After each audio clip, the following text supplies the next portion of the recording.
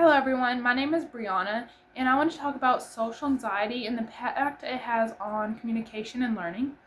Imagine for a moment constantly fearing judgment in every social interaction.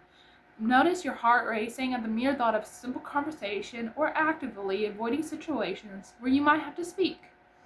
This isn't just shyness for millions, this is the liberating reality of social anxiety disorder. Every single day, awakening fear can be as simple as talking to a cashier at a grocery store or even just saying hello to someone you've met countless times before. Social anxiety disorder, also known as social phobia, is a complex and often debilitating mental health condition that profoundly impacts individuals' daily life. Unlike nervousness that we might feel before a big event, the disorder involves intense persistent of fear in social situations where one might be expected to feel scrutiny, judgment, or even embarrassment. People with social anxiety disorder may go great lengths to avoid these interactions, which can hinder relationships with personal relationships, career opportunities, and all around your mental health, even academic achievement.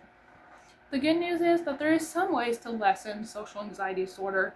You can start out by complimenting somebody about the color they're wearing, or engage in conversation with them, talk about their day, or ask about their favorite movie or games.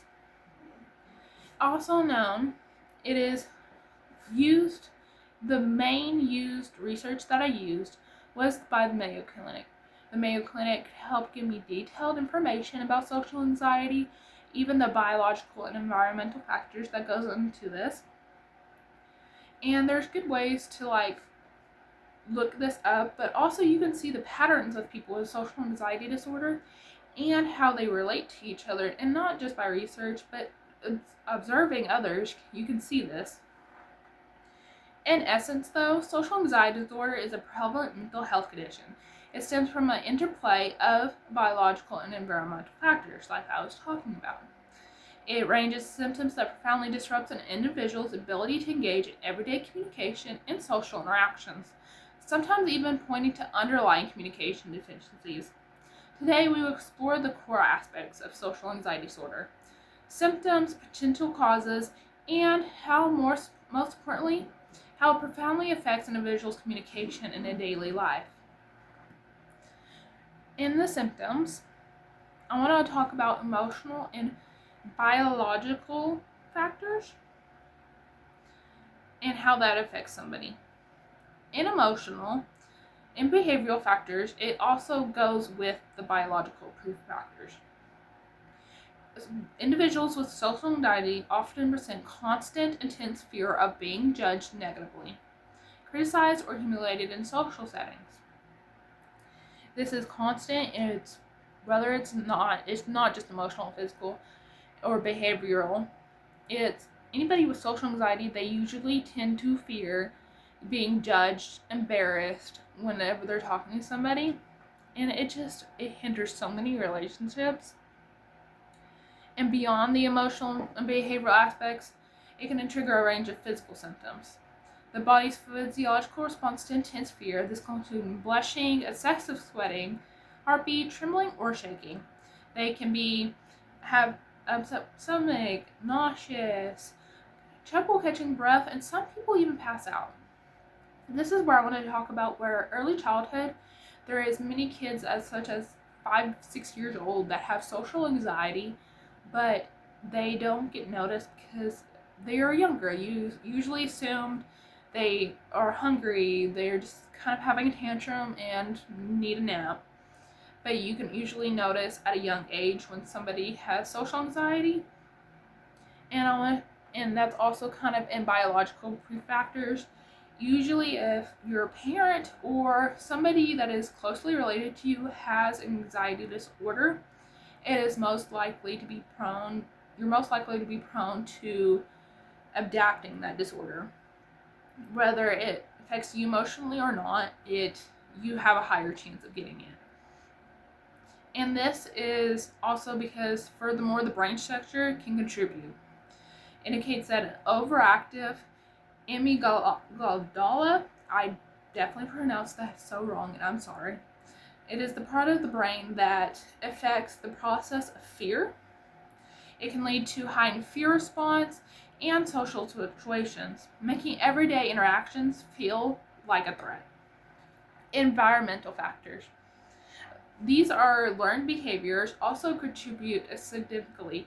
Negative social experiences, such as unpleasant or humiliating social situations, could occasion fear similar to being bullied whenever you get up to speak at school. When you were younger, if you remember being scrutinized or being watched just giving a speech, and having a bad interaction with that can cause a fear of giving speeches out to others in the future, and is one of the most leading causes of social anxiety disorder. And the most profound and crippling effects of social anxiety is seen as impact on communication and daily life. It doesn't make social interactions uncomfortable, it actively impairs individuals' ability. It not just makes it uncomfortable, but somebody might miss a personal relationship with somebody just because they have social anxiety and not know how to lessen that fear in them. And verbal communication is one of the most impactful. They can often experience significant difficulty initiating conversations or maintaining dialogue, especially with unfamiliar people. If you have social anxiety, personally like me, you might not go up to somebody that you do not know and have a whole conversation with them, even if it's just to pay out a bill. The fear of judgment, it can lead to avoidance of public speaking and many other things. Beyond general verbal, they can have more communication effects. Children with social anxiety disorder, for example, frequently exhibit poor social skills and receive lower self-peer ratings. This affects them all up until their teen and adult life, especially if it's not noticed and have other conditions with it. This disorder is one of the main and prominent features, but it cannot usually be noticed until you are older. I feel like if we take the time to take the study on the younger kids and start helping them with social anxiety and any kind of anxiety in general, we can lessen this impact, and it can be more impactful on their adult life if their personal relationships are doing great.